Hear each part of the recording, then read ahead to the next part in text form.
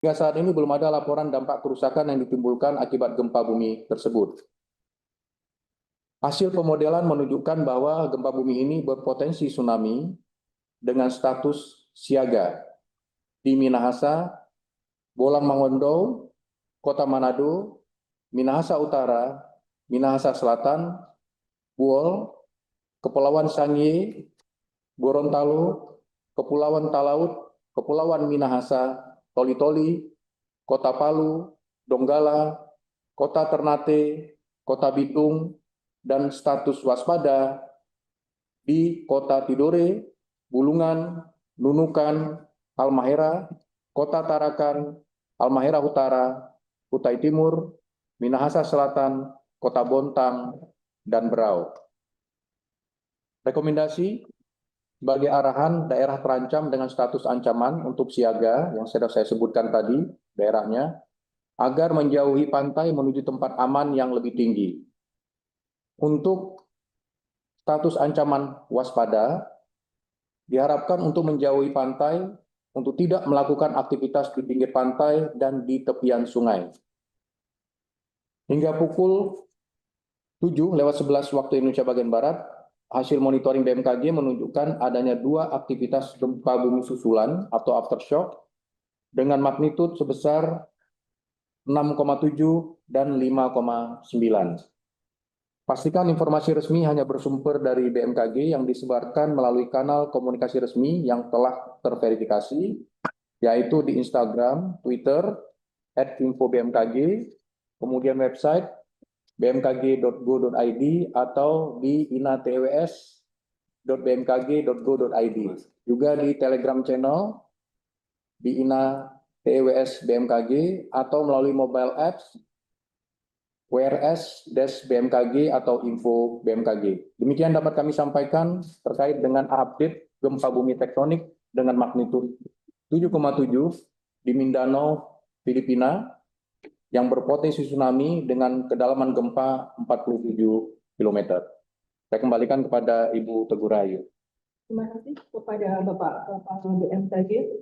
Untuk selanjutnya mungkin ada dari penyampaian dari Ibu Deputi Bidang Geofisika. Kami persilakan Ibu. Ya, terima kasih. Kami menambahkan informasi yang sudah diberikan oleh Kepala BMKG bahwa tsunami sudah tercatat di 3 lokasi sampai saat ini, yaitu pertama di Hulu Siau, kemudian di Maluku Utara, kemudian di Melangoane, tetapi memang tinggi tsunami-nya adalah berkisar antara 9 cm sampai 18 cm.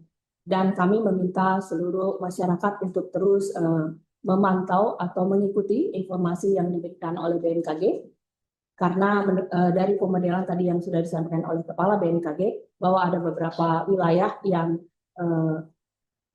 dari sisi pemodelan akan tinggi tsunami-nya antara siaga dan juga awas. Demikian tambahan dari Kak. Baik. Terima kasih Ibu Deputi Bidang Geofisika. Untuk selanjutnya mungkin kita mencoba menjawab beberapa pertanyaan yang sudah tertulis di kolom chat. Mohon izin Bapak, ada beberapa pertanyaan.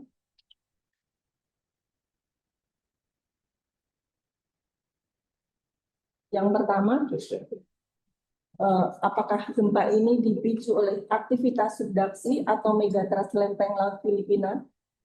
Kemudian yang kedua, apakah gempa ini sama? Pertanyaannya. Kemudian yang berikutnya adalah dari Kompas, dengan ketinggian tsunami 9 sampai dengan 18, apakah sentimeter? Apakah berbahaya bagi aktivitas masyarakat? Seperti itu ya pertanyaannya, mungkin dari Bapak Dir kita yang akan menyampaikan. Baik, terima kasih.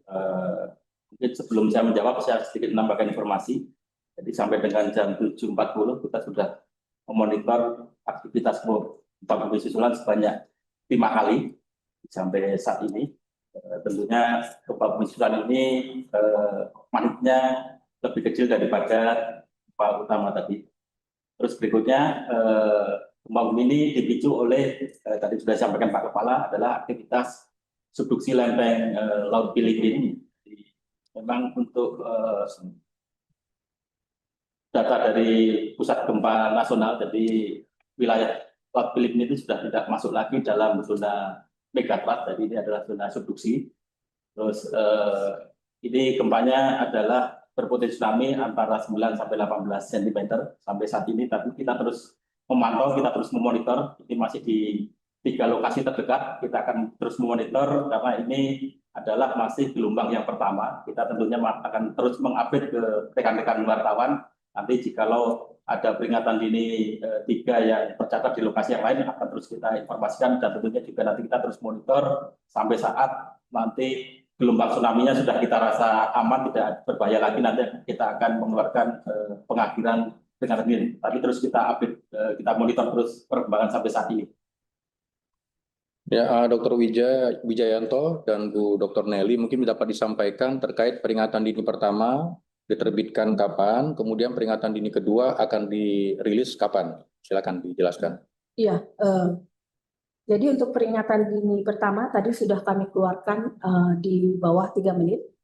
Kemudian peringatan dini kedua juga sudah dikeluarkan, itu di bawah 8 menit. Mungkin bisa dicek di warning receiver system kita ataupun di moda-moda lain yang memuat informasi tsunami tersebut.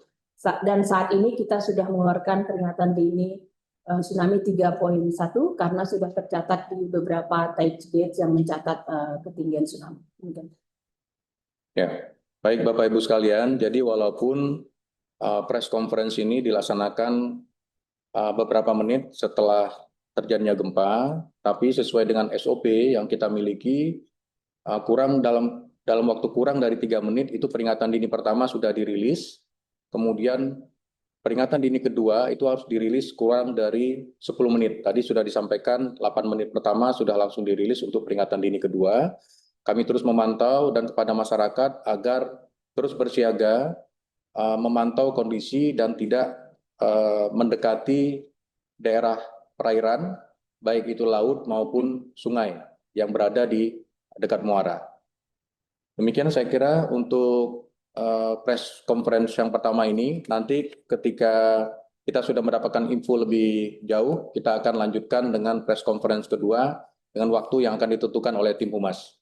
Demikian, terima kasih. Assalamualaikum warahmatullahi wabarakatuh.